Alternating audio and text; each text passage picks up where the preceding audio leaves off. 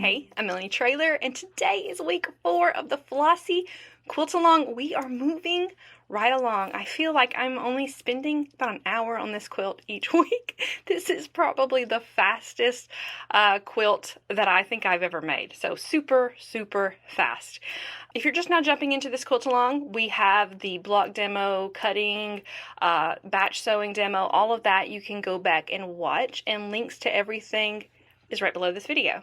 Our sponsor this week is Meander and Make again, and 2 winners are going to win a $50 gift certificate to meanderandmake.com. So don't forget to enter this giveaway. There's a direct link to do so in your week 4 email, but you can also go to southernstromquilts.com and click on the quilting giveaway page. All right, we have another set of blocks to do, our final set of blocks. I'm going to put those numbers on the screen now, but since I already showed you everything that has to do with that, I'm going to talk to you this week about layout. So I'm going to show you my blocks on the design wall. We're going to talk about how they lay out and all that stuff. So this is going to be a really, really short video this week. And yeah, let's get to the layout chat. So we're talking about layout. And I've gone ahead and I've finished my 3rd set of blocks. But I want to talk to you about what these blocks are doing in the quilt. So I have some of my blocks on the wall, and I've just kind of been putting these up as we've finished them. So they're not in any kind of good order or anything like that. I haven't really gotten to the actual placement of my blocks. I've just kind of thrown them on the wall to get them out of my way. But I do want to tell you that the blocks are going to do this little number. Some blocks are going to go this way, and then some blocks are going to go that way. And they alternate across that top row. And then you can see all the blocks of the same column, they're all going in the same direction. So the first column, they're going like this. The second column, they're going like that. And one of the things to think about is if you're using directional fabric, and I am, so here's my directional fabric, I want to try to put something like this on one of the rows where the block goes like this. So I wouldn't want to put it this way, because, you know, if I can put it this way, why wouldn't I? So that kind of thing, I want my directionals to be in the right direction. However, having said that, I've got several blocks that have 2 directional prints in the same block, and they are going in alternating directions. So I'm not going to consider this just a huge deal for me, but I want to put it out there in case it's a huge deal for you. So your pattern is telling you how to lay your blocks out, just so refer to that when you're doing this. And one of the main things to think about, besides their position, again, they're flipping, right? This, and then the opposite there, and then this one, and this one is the exact same. So that's happening, but also you want to make sure that you're scattering those fabric colors, you know, scattering them throughout the quilt, unless you don't want to. But if you don't want your eyes to find a focal point on this quilt that shouldn't be there, make sure that you've scattered the colors. So like for me, that red, I mean, I haven't really given much thought of it, but this red is kind of an eye-grabby red. So it's sparsed out, you know, in different places of the quilt. If I put all the red ones right here, then I've got a little bit of a problem with my quilt, and it might grab your eye and pull it there instead of, you know, just all over. All over tends to look really, really nice almost all of the time. Whereas if you're doing some kind of ombre thing, then, you know, you may want to be doing something like that. But for Flossie and the way the pattern is written in the book, we're scattering. So I'm going to take a minute and get my blocks spread out, all of them on the wall, and see where we're at.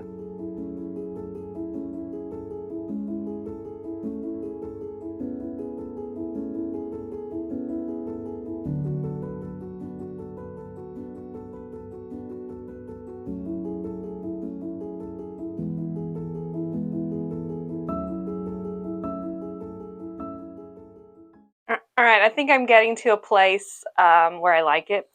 But the more you look at a quilt on the wall in particular, more you look at it, the more you see. So I like to leave them up here for several days. And then as I come by or come in this room, I give it a look. And if I see something, if something grabs my eye and doesn't look quite right, then I fix it. One thing that I'm noticing is that the red didn't get used very much. So I am trying to make sure that I've got that scattered.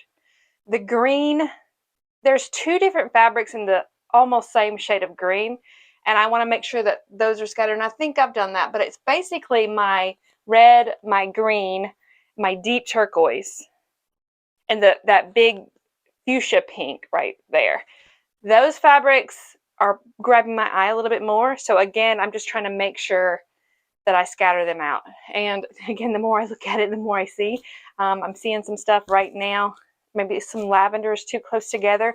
So I'm going to leave it there. Now, if you are doing this on the floor, I remember when I used to put them on the floor too. So this is a design wall, and I meant to say that before. Wherever you're putting them, they're fine. You're putting them on a surface, lay them out there. You're putting them on the floor. We've all been there, okay? I used to lay them out on the floor, take a picture, right? And then I couldn't leave them on the floor, so I had to get them up. Hopefully you can leave them on the floor, or maybe even a bed that you don't use. But if you can't, you have to get them up. Maybe you have a cat that loves whatever is on the floor. So if you have that situation going on, take a picture of it. Go ahead and stack everything into rows and get it up on a surface. And then if you see something in your photo, you can go back and look at your photo periodically, and then you can go back and fix it, later on. So that's a way to work around, if you have to use your floor. If you want to know more about the design wall, I get lots of questions about it every time. It's just batting that's holding the blocks up there. So it's cotton batting. The other batting doesn't work. Just cotton batting. Flannel does work, but batting works better. I've had both. This is just foam core board. I've gotten 2 large pieces of foam core board from Lowe's. I taped them together with box tape. Then I wrapped batting around the whole thing, a huge piece of batting, wrapped it around the whole thing and taped it to the foam core.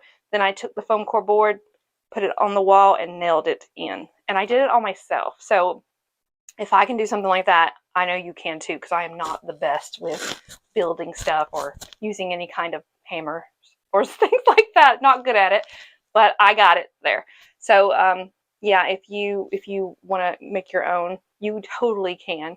I think they also sell them though, if you are interested in purchasing a design wall. I think they have design walls that you can buy. All right, so one thing I do want to point out is if you haven't noticed it yet, the blocks flipping is going to help us be able to nest all these seams together. So that's kind of a bonus. I know that there's some of you who love pressing your seams open, and you probably press them open, which is fine. And then there's some of you who prefer nesting. These are actually all going to nest together. So it's going to work out really good, I think. Yeah, so I'm excited for next week. That's when we'll sew all of them together. There'll be a demo for that. And I think that's it for this week. Short and sweet. Don't forget to enter the giveaway. Links to everything are right below this video. I will see you next week.